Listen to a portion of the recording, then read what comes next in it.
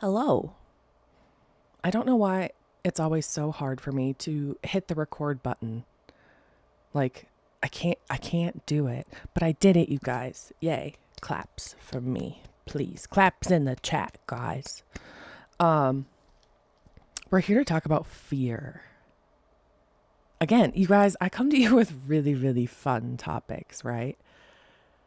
But there's a lot of really, really mind blowing and cool information that I want to share with you. And again, if you have been here, and by that I mean if you've listened to my other two episodes or any of my episodes, I might be a little scatterbrained, but you are just going to have to deal with that while you enjoy it. And by it, I mean like the information I'm going to provide. That was creepy and I'm sorry. However, as always, and again, for my last two episodes, I am bevied and baked. I'm drinking a Diet Dr. Pete. What up? And that has some mango, like mango bubbly flavor you can get for the soda stream. That is something my hubby made for me because he's so nice. And I agreed that if he made me the soda streams, that I would stop buying canned soda because it's expensive. Oh, and God forbid I stop drinking soda. That's a big ask. Okay. I could be doing crack, but instead I'm drinking soda. And, sometimes we gotta just take the wins when we can get them. Speaking of which, I'm so sorry if you are a fellow bevy and baker, you understand that I am experiencing some mouth problems at the moment.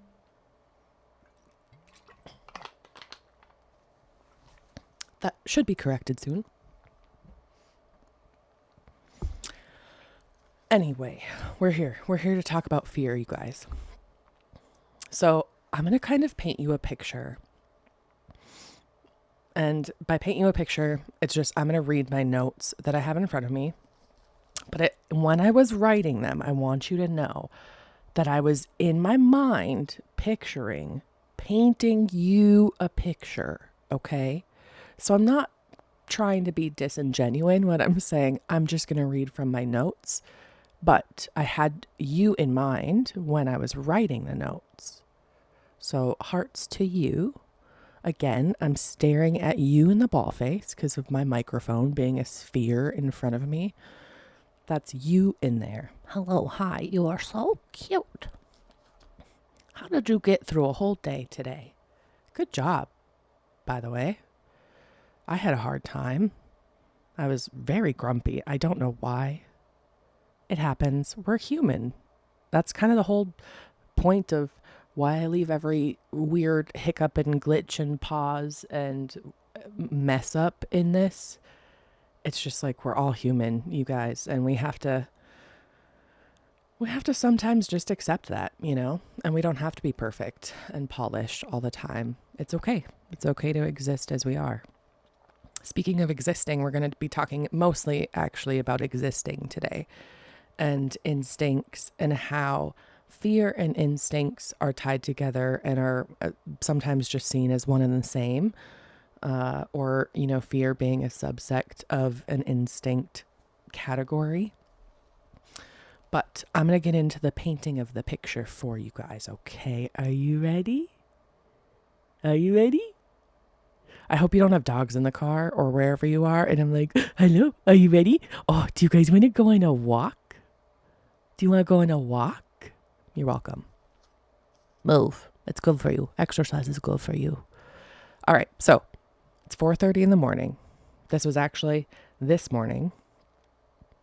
So it's very fresh in my mind. And I experienced this and I just thought of I had all of these questions and that this is what happens. This is what prompts all of this. I'm sure I put this in the notes. I think I did. I think I go into all of this. So I'm just going to read. Okay. Hopefully if I miss something, I'll add it back in. I don't know. And by add it back in, I'm just going to tell you at the end of what I'm talking about. Okay. Back to it. It's 4:30 in the morning. I'm sitting awake and afraid. There was a storm passing through. Bright lightning and ground shaking thunder left me both afraid and in awe. I sat awake and worried about my home, my pets, and just general overall safety. Fear soon, with a lot of effort on my part, I will say, turned into just kind of sheer awe. How these storms are so massive and how they've been a part of nature and earth for as long as it's been quote unquote alive. These storms are just, again, so large and so strong, some spanning hundreds of miles, thousands maybe, I'm not even sure, but hundreds of miles at least. And I'm sitting there thinking, how did my ancestors, how did my ancestors feel in these moments? Or just people who have lived in this exact space that I am right now, on this patch of earth. If there was somebody, okay, we're going to imagine that there was, okay, you guys play along. But I was thinking of these people thousands of years ago. I'm sitting in my modern home with a roof on my head and electricity and heat and blankets. And I'm huddled and I am just a ball of anxiety. And I have all of the modern best things available to me at the time. So I'm sure they had shelters and all of that stuff, maybe, hopefully for them. But just me sitting here being afraid, I can't imagine the fear that they would have felt being so exposed to all of the elements that I couldn't see, but I could feel. And I guess I could see the lightning. But there was one lightning strike that just actually shook the earth below me. And just the fear turned into awe. You guys, I lost my spot. I'm so sorry. All right. So yes, how did my ancestors feel in these moments? And this all sparked my interest, right? This is where me comes in of it all. I had a lot of questions. So I was asking myself a lot of questions. And these are the questions that I got really, really excited about to learn or find answers to. I'll get into it at the end, but I kind of just really like studying.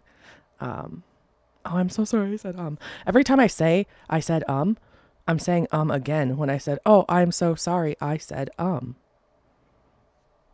Man, I feel bad for you. It's okay. So it all sparked my interest. Fear. Instincts. Am I experiencing fear or are instincts in action? Or both? How do fear and instincts connect and how are they formed? Are they community or generational instincts? How do they change the human species or all species over time? I'm sorry if you don't like the way I say species. Species? Also my S's are sorry for that. Over time, not all of this will reference, by the way, just weather fears. But I also thought about spiders, right? Fear of spiders, heights, even some smells can invoke fear. It was just on my mind. Considering until a few weeks ago, Derico, I don't know how you say it. One of those kind of swept through the area that I live in, and it was devastating. It honestly, I've never seen devastation from weather like that because of where I live, thankfully. But it was very eye-opening for sure. And I think that was definitely the reason why I was up at 4:30 in the morning, awake and, experiencing a lot of fear. However, instead of saying, you guys, I'm just swapping it for however. All right. So I had never experienced this type of devastation before. And it kind of made me question, will this specific event, will it pass fears on to future generations? in this area, I have to move up with the inflection so you understand I'm asking a question. But I really did think about that. And I was like, this one moment in time, right? This really awful devastation that I'm seeing in a whole community, like communities, many of them were so greatly affected by this. And it really made me think, I'm like, does that moment in time, will that influence a little bit, maybe, the perpetual fear response and the instinct with that fear? I don't know it all. I want to know it all. But you and me, together, we get to learn a little. So let's roll into it. I don't know why I said roll. You can roll them if you got them. Page flip. I'll put a little music on the top for me. It's not for you. All right, so the definitions of the two. We're going to talk about fear and instincts here. I'm going to start with fear. Fear is a basic human emotion triggered by the perception of danger, of threat, leading to physical and psychological change, often leading to the fight or flight. I, by the way, am so all flight. I am so all flight, and I'm fast as fuck, boy. Really, I am. If I'm afraid, I can move supersonically. I don't know. I don't understand it. There have been many people in my life who have witnessed this. But yes, I am all flight. I know that about myself. And again, that's not with every single situation. That's mostly been in the situation where it's dark outside and I hear a noise in the woods. I am like lickety split in the car or in the house. You won't see anything but a blur of me getting by you. And yeah, I'll probably push you out of the way to get myself inside. Unless you're my son, then you can stay with me. But so anyway, back to it. This is a survival mechanism that prepares the body to react to threats by triggering the amygdala. And also, have you ever heard of the amygdala hijacking? It's insane. It's really crazy. It's really cool. I learned it in my psychology course in college. And we may get into that at some point. I don't know. But it's crazy stuff.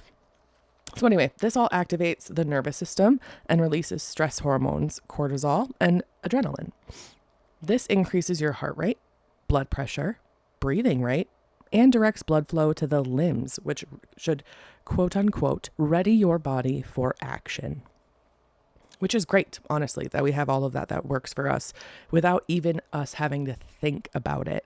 Could you imagine if I could not imagine myself if I had to be like, all right, get your blood flowing and make sure that you, like, I would die so fast, really, really fast. I am grateful that some people in my past have experienced some really awful things to give me the instincts that I have today. So shout out to y'all, you real ones. I hope you are doing well wherever you are. Also, I burned some sandalwood incense earlier to help clear the space of any negativity while we're doing this, because I am talking about fear, and that tends to, just talking about it tends to like get me a little bit fearful, you know? So I did burn some sandalwood incense to try and clear that out, and I'm feeling pretty good. So I've also just done a lot of research on this so far, so I'm pretty used to it now. I'm sorry if you're not. I tried to help you with the sandalwood. All right, so on to instincts. Instincts are innate biological forces that drive animals to perform specific actions, often for survival, without prior learning. Instincts are standard built-in mechanisms. These are inherited patterns of behavior. There are 3 types. I never knew this. Self-preservation, social, and sexual. They are fundamental and change our behaviors. They are often unconscious and deeply rooted. Again, unconscious. See, I'm so heckin' grateful they are unconscious. Also, I'm really sorry if I sound nasally. I also realized while I was burning sandalwood that I am highly allergic to wood smoke. Not highly. I get migraines. But I'm like, I'm burning wood.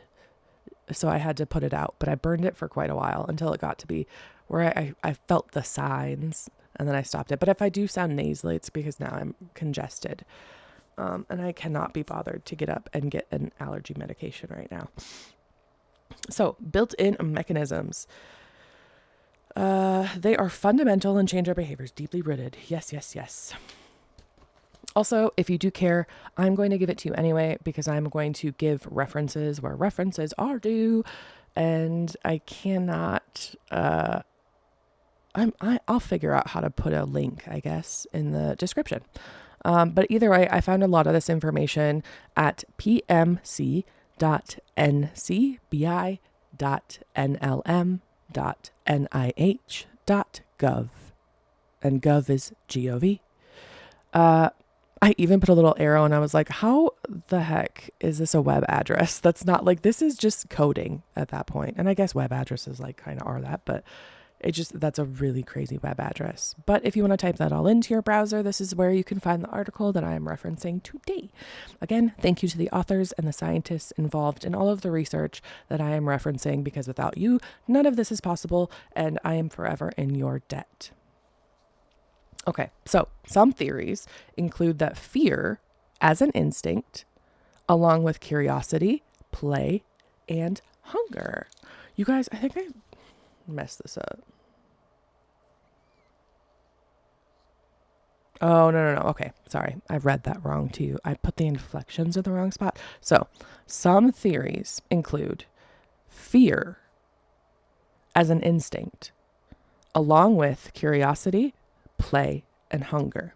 So fear hasn't always been included as an instinct. A brief example of an instinct is geese. They developed an instinct to imprint on the first thing that they see moving as a hatchling. This helps them bond to their mom. You know, the food and the protect giver. It doeth the protecteth. Humans are born with similar instincts from birth. Fight or flee is one example. It's just kind of built into our DNA. Instinct as a word is sort of used as a catch-all for adaptive and complex abilities that do not obviously result from a learning experience. Research in this area teaches us that species-typical behaviors develop, and they do so in every individual species under the guidance of species-typical experiences occurring within reliable ecological contexts. The more that we dive into the intricacies of ecological and social experience, the harder it is to settle on any clear notion of what instinct actually is. Many meanings are ascribed to the instinct. Present at birth, not learned, developed, shared by all members of its species, adapted during evolution. And by the way, you guys, evolution is real. Served by a distinct module in the brain and attributable to genes. And then I put a for you because my hand hurt by the time I got done writing that. Again, I still prefer handwriting my notes, but my hands do be hurting. I wrote 6 full, actually full, no gaps in between pages. I'm like touching it. Full pages of notes today. So, well, today and yesterday, but all right, moving on. There seems to be some confusion in the science community, by the way. No one can really decide on how instincts kind of work, honestly. Like, we have a lot of information, but no one can really narrow it and pinpoint it. No one doubts, however, the existence of species-typical behaviors, but there is an unsettling difference between widely accepted assumptions surrounding instinct and the actual science available to explain it. Scientists urge us to question the very thing I have been questioning. So hey, gold star for me, did it. Scientists do really suggest, though, that you do next time you see a collie herding or birds migrating or, those hatchlings watching their mama. They ask that you resist your urge to just label those things as instinctive, hardwired, genetic, or innate. By letting go of the label, digging deeper, you will open yourself up to consideration of the myriad of factors that shape who we are and why we behave the way that we do. Still, instincts are deeply rooted in an organism's evolutionary history. Over millions of years, species have adapted and developed instinctual responses that enhance their survival and reproductive success. These behaviors have been honed through generations of natural selection, ensuring their transmission of beneficial traits. Yeah, natural selection's real too. Hey, my example.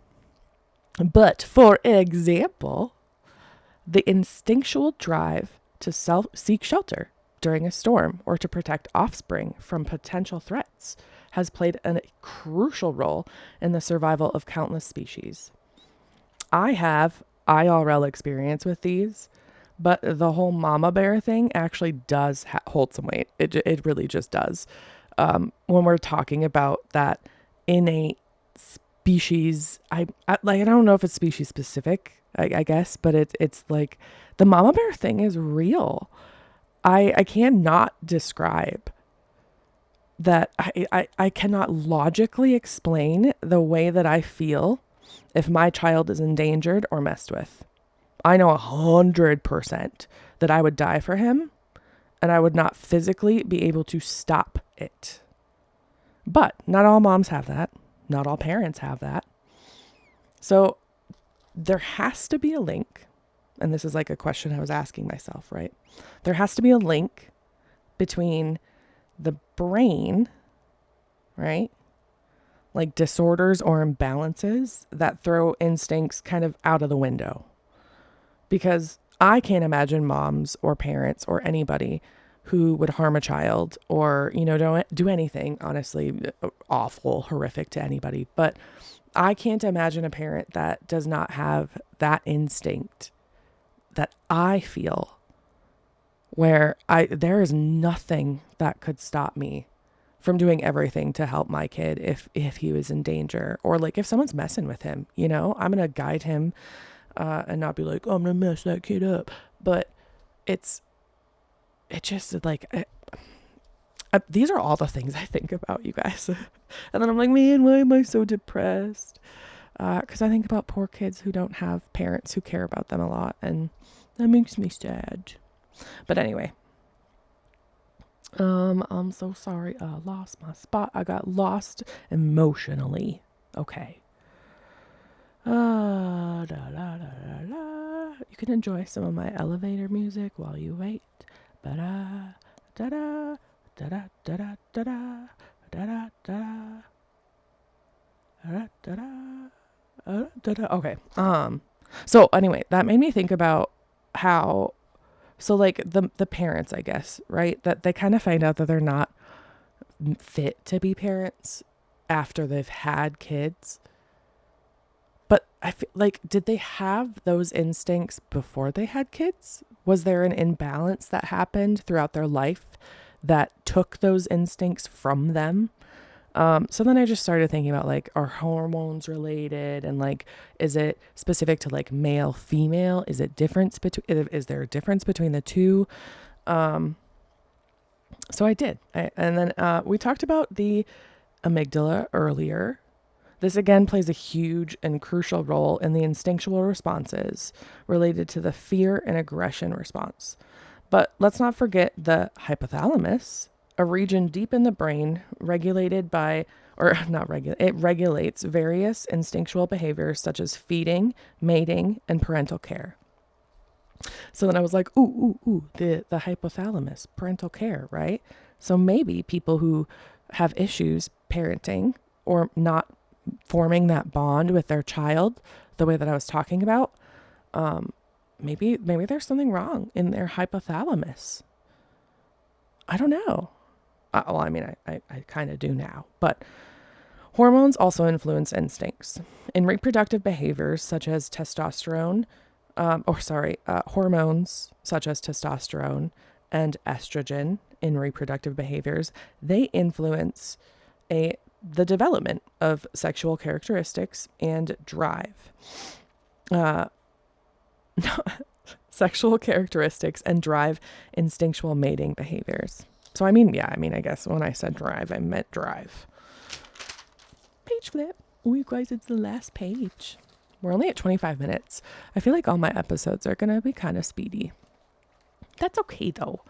All right. So similarly, when we're talking about hormones, oxytocin is involved in promoting bonding and nurturing behaviors, particularly in parental care. So I talked with my hubby a little bit about this, but he kind of struggled with our son when he was first born, bonding. He would have like died for him, he said, but he kind of struggled just making that bond, I get it, right? I would understand that from the outside looking in. But some studies do show that testosterone levels actually decrease in men who are expecting a child. This helps lower aggression and increase nurturing behaviors. They also get prolactin that rises in men during pregnancy and after. And I was like, oh, what? But prolactin is associated with increased sensitivity to infant cues, like their cries, and it also promotes a stronger emotional bond. All right, so we're going to talk about just some takeaways. Hopefully some of this made sense to you, or all of it made sense to you.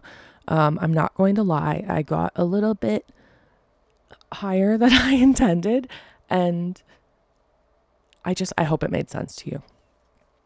It did when I was writing it, so... All right, so we're going to talk about some key takeaways.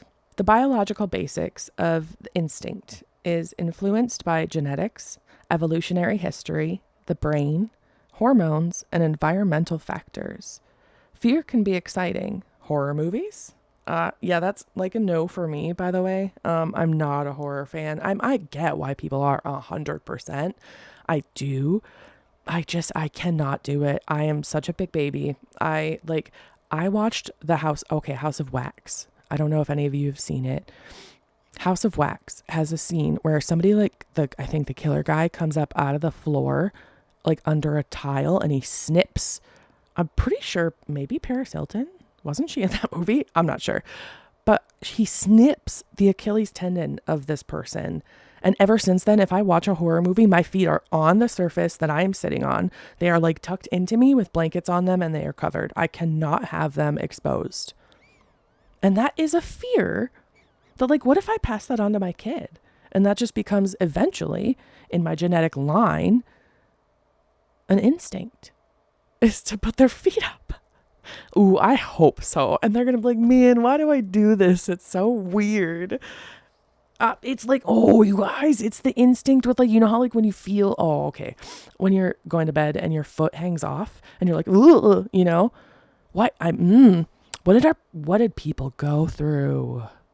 What was under the bed? What happened? What happened? Oh man, that just opened a whole different world. Again, scatterbrained. Sorry, we're getting back to it. All right. So, again, fear can be exciting. But riding a roller coaster, that can be exciting. I am all for roller coasters for sure. They do scare the crap out of me. I get really, really afraid. I do have a fear of heights, but I do enjoy riding them as long as I am very full of Dramamine. Dramamine. Wow. What a tidbit for you. All right. Okie dokie. I don't know. Do we feel like this was productive, you guys? What do you want to talk about next? I want to know. I really enjoy it and I have a lot of stuff to talk about. But if you guys want me to research, this is what I was going to say. Oh, I'm sorry. My ankle popped. But me and my husband talked about this while I was researching. And I think I just really, really enjoy the act of studying. I know that sounds very nerdy, but I really enjoy sitting down, pen and paper, just digging into stuff and writing it down and learning it. And it's exciting to me. And I get it if it's not for everybody, but for me, I really enjoy the act of doing it, as a hobby, learning something. I do it a lot, actually. I do it every single day. I'm learning languages and I learn every day. I read book summaries every day, but if you have something that you want me to talk about and research, please tell me. I would love to.